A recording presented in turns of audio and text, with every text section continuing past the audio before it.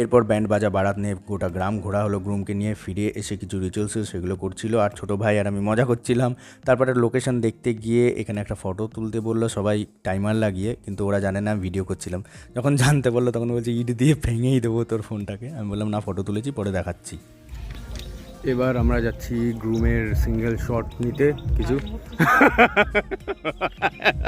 এখানে সবাই মন দিয়ে শ্যুট করছে, আর আমি একটা ছাতা কাঁধে নিয়ে ঘুরে বেড়াচ্ছি। দেখতে পাচ্ছি একটা সুন্দর পুকুর, তো ভাবলাম আপনাদের তো দেখি।